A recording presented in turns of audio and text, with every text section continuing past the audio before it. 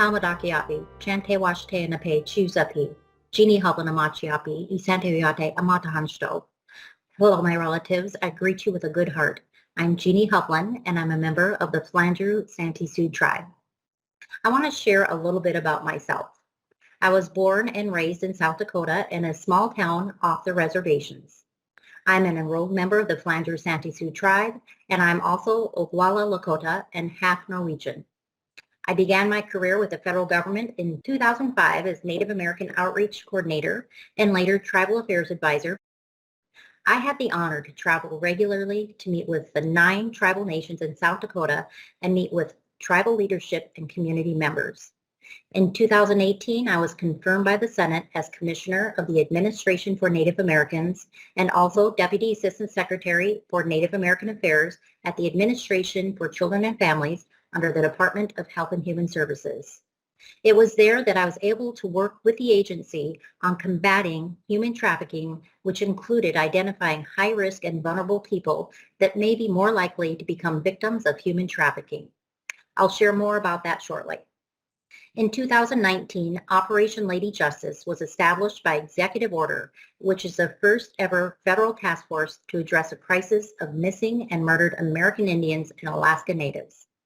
I was selected to serve on the task force as the Department of Health and Human Services representative, and at long last, at the request of tribal leaders, the public health perspective was included as part of the strategy to address this crisis. While at this time there is no concrete data on the crisis of missing and murdered Indigenous peoples and the intersection of human trafficking, we know there is a strong correlation. My term ended in January, and thankfully, the task force is still moving forward because these issues are bipartisan issues and we must continue to educate, provide awareness, and seek solutions on prevention, which is why I'm so grateful that NARM included this panel discussion. In January, I was appointed to the National Indian Gaming Commission. I was so pleased to learn that NIGC had been working on combating human trafficking. One of the responsibilities of NIGC is workforce development. A few years ago, a very wise tribal leader said to me, Jeannie, it's hard to have a healthy workforce when our people and our communities are not healthy. We have a lot of trauma from murders that have never been solved and community members who have been missing and have never been found with no answers and no justice. That was my aha moment. As is our cultural way, we must address workforce in a holistic manner.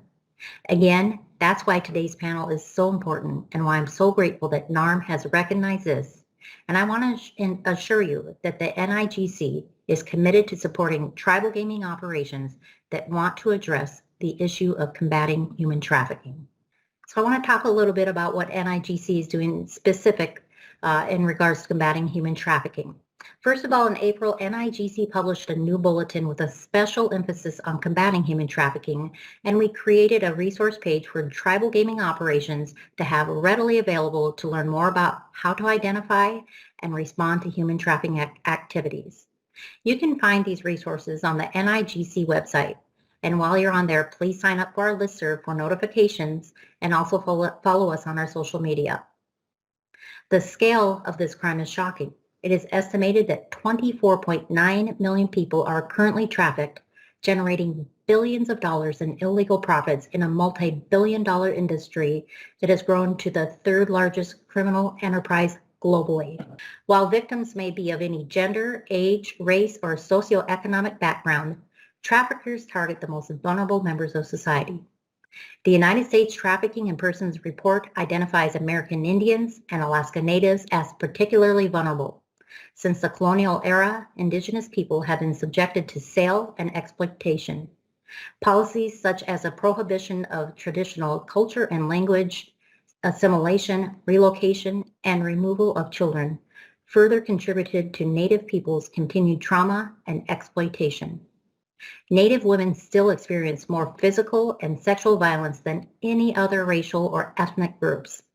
The effects of historical trauma are deeply felt in Native communities, families, and individuals. These and other factors, such as the complexity of jurisdictional law enforcement issues in Indian country, continues to the disproportionate impact of human trafficking on Native people. First, the authority the NIGC does have is under the Indian Gaming Regulatory Act and NIGC regulations. We require that tribes operate gaming facilities in a manner that adequately protects public health and safety. In addition, tribes must include this mandate in their gaming ordinances. If conditions exist that threaten public health or safety by posing a real or immediate threat that may result in serious harm, the NIGC may immediately order the gaming operation to close, as well as issue a violation against the tribe and the operations management contractor. Also, the NIGC may issue civil fines against the tribe and management contractor as well. Number 2, what may NIGC do in regard to individuals involved in human trafficking? If the gaming operations management contractor is involved, he or she may be subject to a notice of violation and a civil fine. If a gaming operations primary management officials or key employees are involved in human trafficking activities, the NIGC will notify the tribe that it must suspend these employees' gaming licenses. And if these individuals seek employment at another tribal gaming operation, the NIGC will object to the issuance of their gaming license. Bottom line is individuals' involvement in human trafficking serves as an immediate and future grounds for revoking and denying their gaming license. 3, how does the NIGC monitor public health and safety at gaming operations? NIGC compliance officers visit gaming operations and conduct compliance reviews, receive information from tribal gaming commissioners, officials, employees, and witnesses, and request documents or other evidence. The Indian Gaming Regulatory Act and NIGC regulations allow the NIGC to request public health and safety information at any given time under IGRA's Environment, Public Health, and Safety mandate, but also specifically when reviewing gaming ordinances for approval and as part of facility license submissions for new or reopened gaming facilities. So NIGC's role and response to human trafficking. How does NIGC coordinate addressing human trafficking violations with other federal, state, and tribal law enforcement agencies?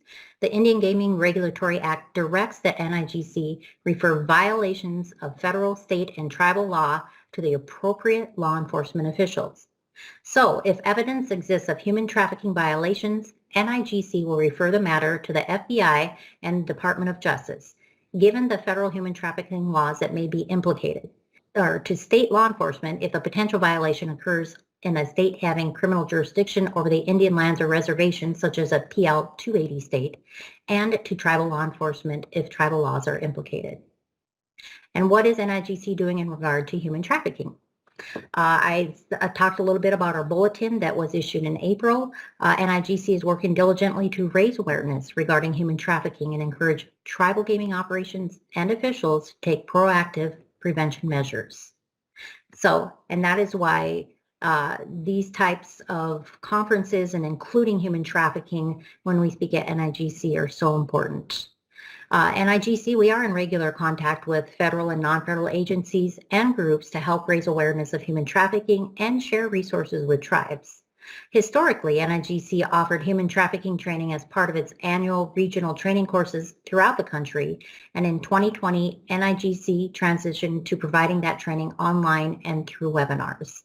In short, the goal is to equip tribal gaming industry with resources to deter human trafficking.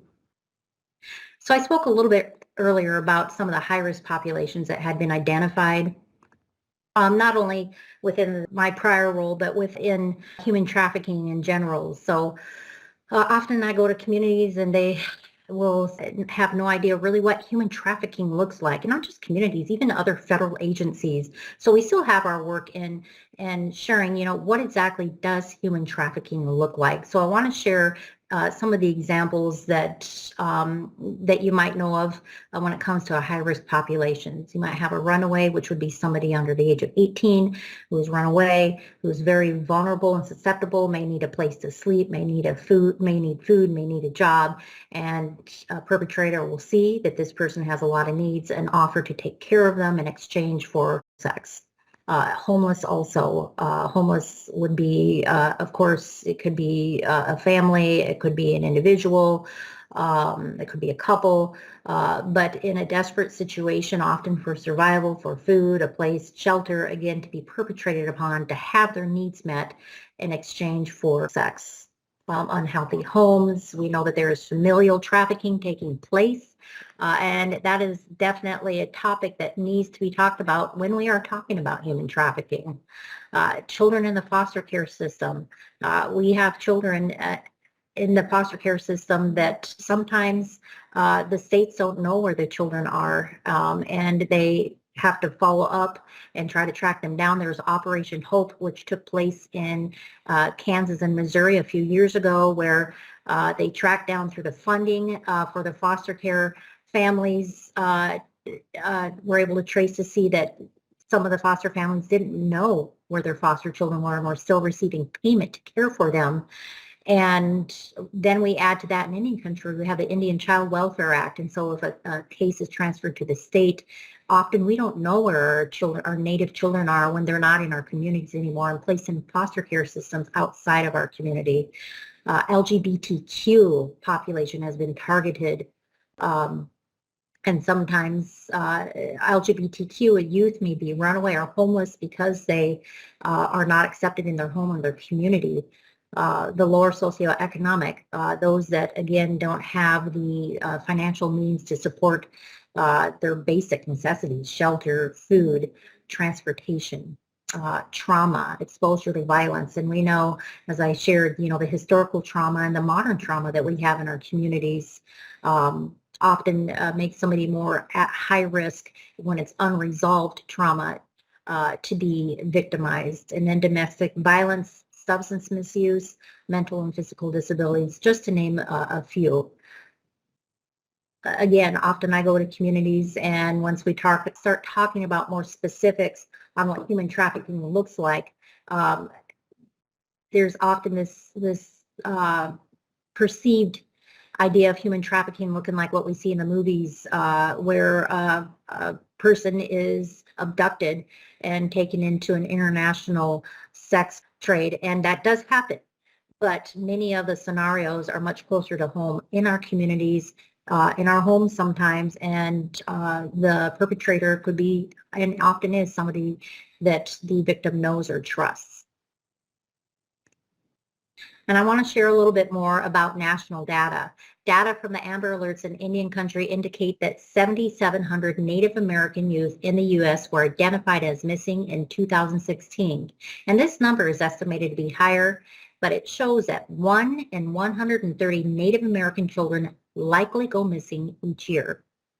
A 2017 report on child maltreatment found that American Indian and Alaska Native children had the highest rate of victimization of 14.3 per 1,000 children. According to a 2016 report published by Department of Justice, National Institute of Justice, American Indian and Alaska Native women and men have experienced violence, with 84.3% of women and 81.6% of men experiencing violence in their lifetime. And then recently, I was able to show on this slide here a report that came out specific to tribal gaming under the Suspicious Activities Report, or SARS filings. And I've included the website on this slide so that you can go and look at this report yourself. It might be a little bit difficult to read on this slide, but for the period of January 1, 2014 through December 31st of 2020, that is the SARS reports. And feel free to download the data on this web link, and you will see that there are reports of human trafficking. And again, that's just what we know from what's been reported. And I'm sure those numbers are definitely higher. I'm not sure how much more higher, could be significantly or not, but definitely one is too much, and we need to continue to work to educate our consumers and also those that work in the gaming industry on how to identify and respond to human trafficking activities. And now a call to action. This is most important. How can you be part of the solution? So be informed, which is what you're doing today. All of you who are listening to this presentation, those of you who have listened and taken other courses on human trafficking, Thank you. You're taking the first and most important step is being informed, understanding what human trafficking is. Inform others. A lot of people don't understand what human trafficking is or might have heard about it a long time ago, but just really educating others about human trafficking and to be aware of those activities that may be taking place right there in their communities. Hold community meetings or talking circles. It's so important that communities start having these conversations. And that's why we provide resources. And on our website at NIGC, the resources aren't just for gaming, they're for communities, they're for families, they're for individuals, they're for youth. We have links to them so they can help guide your conversations, whether it's in your home, whether it's in your community, after school programs. We don't expect people to be experts and to know how to have this conversation. That's why there are tools made available to help guide those conversations. And then last of all, raise awareness. Take advantage of social media. There's so much information, good and bad and otherwise, that we can share on social media, but we have awareness days. Wear Blue Days, January 11th. National Human Trafficking Awareness Day. Put that on your Facebook. Let everybody know that's on your social media that you're informed and you're aware and you're spreading awareness. November is National Runaway Prevention Month. May 5th is Missing and Murdered Indigenous Person Awareness Day, where we wear red. October is National Domestic Violence Awareness Month, and there are several others. Get the message out there. The best way to reach the younger generation especially is through our social media platform, but also continue to have these conversations. And I've talked about a lot of the resources that we've made available, and this slide here is the some of the videos that we have featured training on, as well as other agency resources related to human trafficking, some specific to tribal communities, some just human trafficking in general. So again, I want to encourage you to follow us on our social media. Also sign up for our listserv, which means you'll get an email from us whenever we have important events, trainings, anything very important, other resources we'll send out to you if you sign up on our listserv and follow us, like us on social media, and share the trainings and information like what we're doing like we're doing today on your social media, so we can inform others. So I want to say, Chante Pidamiye, thank you from my heart for the opportunity to share with you today, and thank you all for taking the time to be part of the solution.